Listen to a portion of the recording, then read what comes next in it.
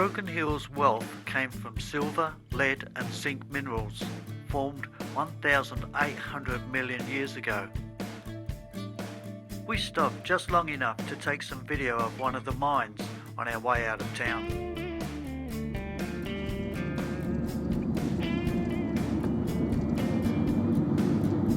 It's amazing, once you leave Broken Hill via the hills that lay to the south, you're soon surrounded by a flat landscape.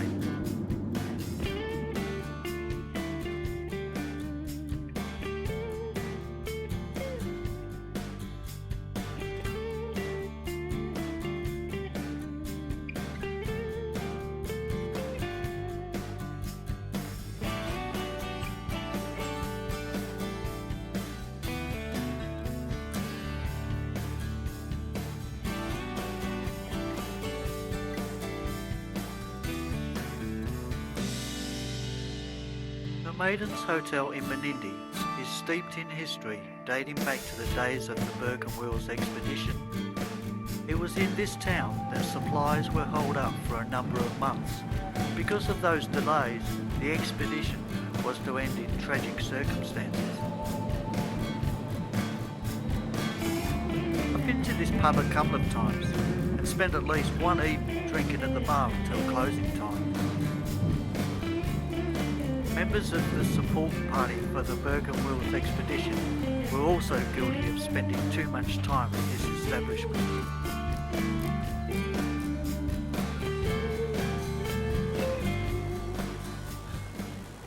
The sign says, "Welcome to the room once occupied by the inland explorers Burke and Wills." From their diaries we learn that on October the 19th, 1860, the leaders of the expedition booked out of this room after deciding on a more strategic position 7 miles north of the township. Both the pub and the town were a vital stopover for travellers. It was, in the words of one party member, a place essential devoted to exploring. But for these explorers, its significance was run much deeper.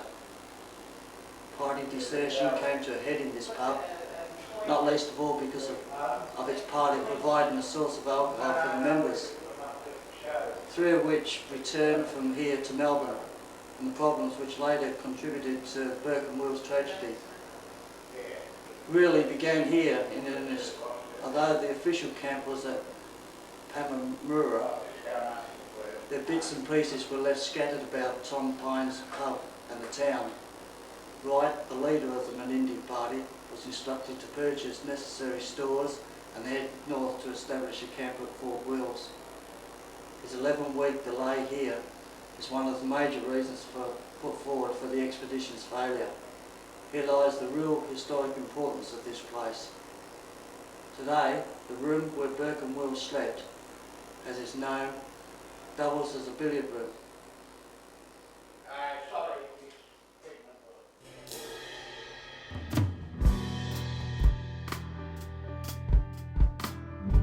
Just south of Menindee, we enjoyed driving the last 15 kilometres of Sild Road, which gives way to a rough dirt track lasting close to 100 kilometres to Pooncarie. We took a break at the hotel before moving on to our next destination, Mungo National Park. As we left town, we noticed this car on a post, and both agreed this was a unique way to advertise a business. Lake Mungo is one of my favourite destinations in New South Wales.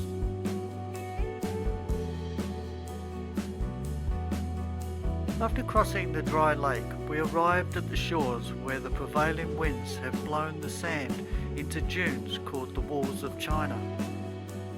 We made our way along a raised boardwalk until arriving at the viewing platform, where we were greeted with a sign indicating access any further is restricted unless you are part of an organised tour group. Of course, this was a great disappointment because I'd planned to fly my drone amongst the sandstone formations. I observed the restrictions and just flew over the area where if I did crash, there wouldn't be any damage to the fragile sandstone formations. A combination of severe rainstorms and the the many tourists that come from all over Australia, have eroded the area so much that the authorities have found it necessary to make these restrictions. Over the last 20 odd years, places I have visited in the past are now so different.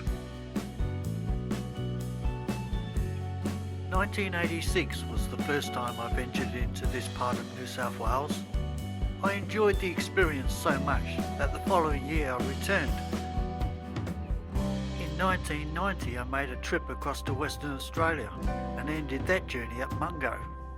1991 was the year I wanted to show my two children the sights of the Walls of China. In 1992 I followed a track that led into the eastern section behind the dunes. In 1999 I was in the company of my longtime girlfriend.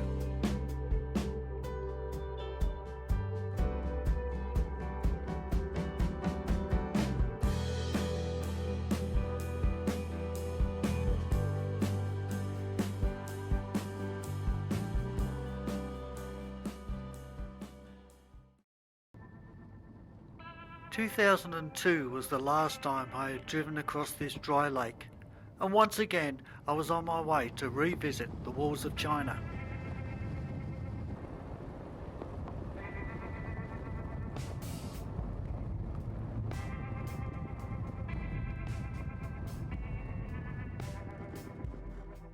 In 2002 it was still possible to walk into the landscape known as the Lunette. The formation of the Lunette occurred around 150,000 years ago and is made up of layers of sand and silt deposited by water and wind. Each represents a different time period. The deep red soil is the bottom layer, which formed when the climate was warm and dry. Over thousands of years, wind and water have carved formations comprised of sand and clay. As time goes by, rain washes away the soft sand and mud of the Lunette, creating the ridges and valleys that characterise the Walls of China.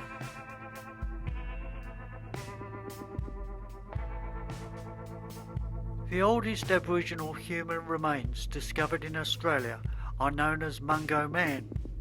They are believed to be more than 40,000 years old. Mungo Lady was discovered at the same time. Her remains are believed to be the oldest known human to have been ritually cremated.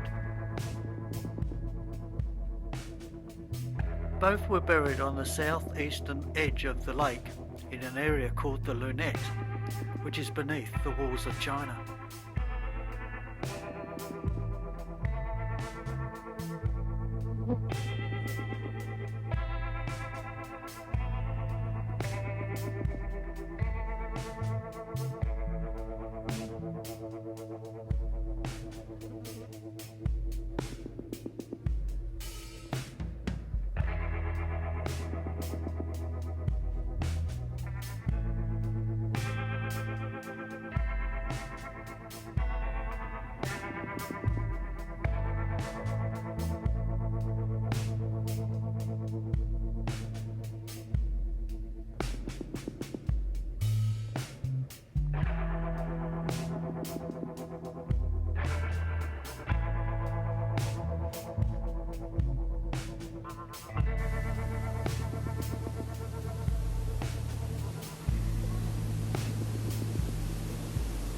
I'm in an area called Lake Mungo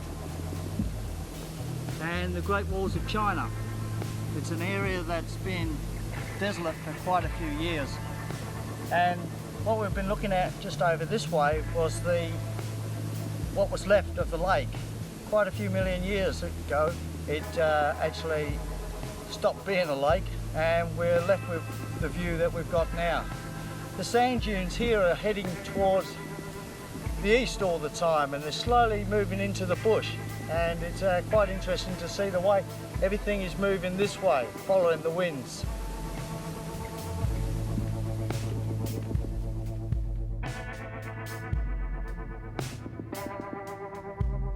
Over time, the winds have picked up any dislodged sand and built huge mobile dunes along the eastern edge of the Lunette.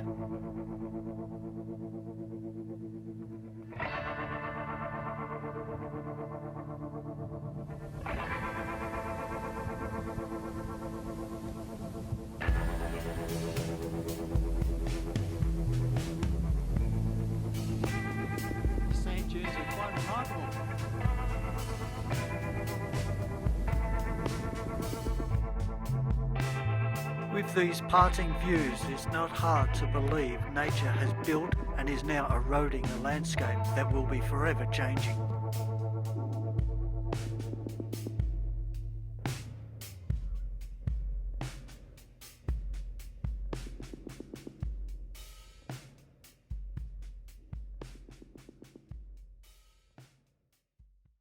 In the 1850s, Mungo was part of the larger Golgol Station.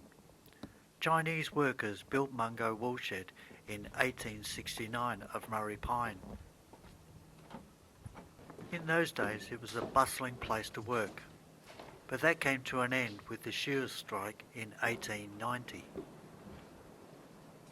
In 1895 a disastrous drought hit the area, which lasted until 1903.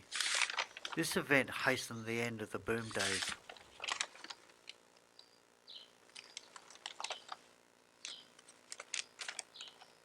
October 1952. This is the peaks. April the 11th, 1953. I was about a year then, myself.